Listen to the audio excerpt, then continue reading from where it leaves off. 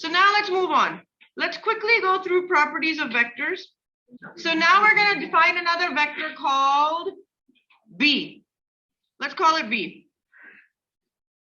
How will B be defined in this both of these notations? Do you want numbers? No numbers. So B.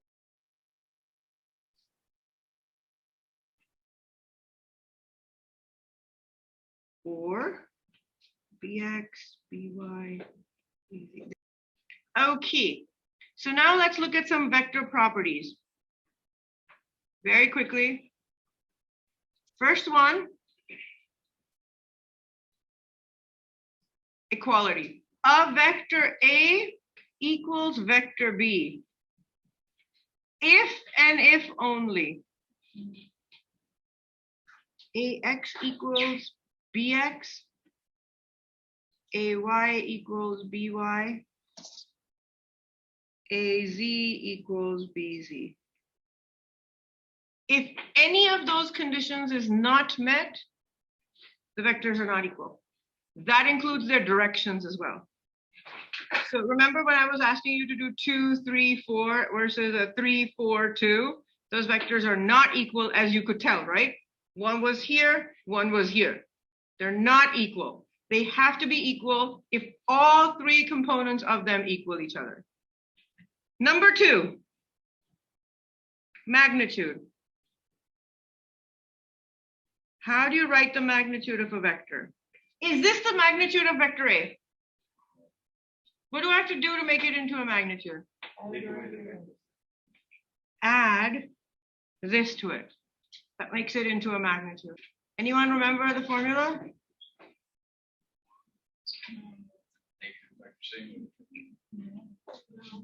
It is definitely not a negative. Haha.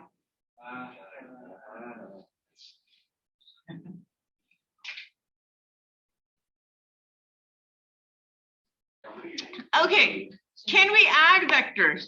And the answer is yes. How do we add vectors?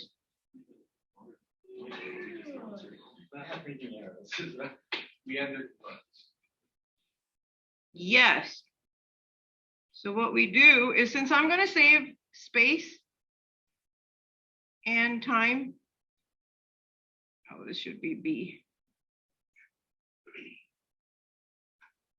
Bx, AY, BY, AZ, BZ. So you individually add their components. Vectors can be multiplied.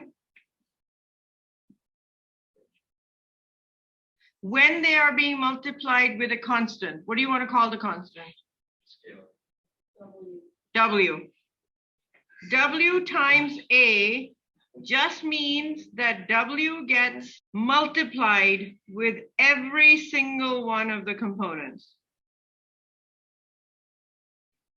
W could be, pick a number for W.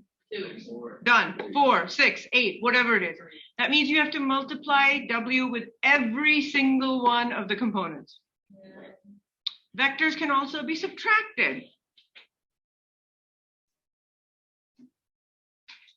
A minus B. What do you think that will look like? Same as the other one, but now with a minus sign. So you take each component and you subtract them. Vectors can also be multiplied with other vectors. So they are called vector multiplication. One is called the dot product, and the other one is called the excellent cross product. This is also called the scalar product. The dot product is also called the scalar product. Why? Because the answer is a scalar. Cross product is also called a vector product because the answer is a vector.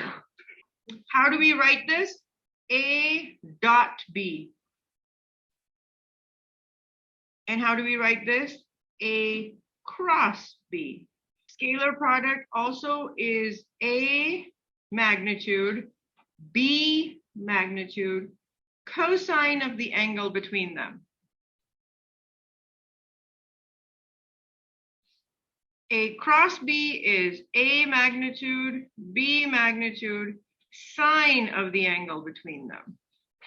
We also write this in terms of matrices. I, J, K, AX, AY, AZ, BX, BY, BZ. Can someone tell me from intro 1 where we used a lot of this? There was one very important thing. Starts with a T, where we used cross products a lot. There we go. Torque is where we use a lot of this, because torque is R cross F gives you the force. Remember? What about A dot B dot A? What is dot product? During a dot product, what you do is you take AX, BX, AY, BY, AZ, BZ. You multiply them together. However, the I's and the J's get multiplied very interestingly. So when you are doing a dot product, okay, pick a color, guys. Green. One of them. Green. Okay, we'll do purple next. It's always purple. I dot I is the same as J dot J, which is the same as, not plus, equal, is the same as K dot K, and they all equal 1. I cross J are interesting. That equals K.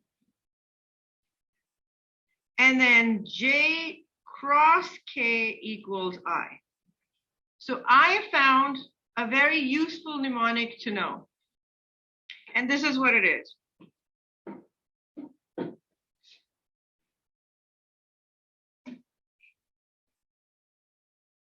And I make a smiley face, because there's too many to remember. And when it works opposite, I do a sad face or a not so happy face.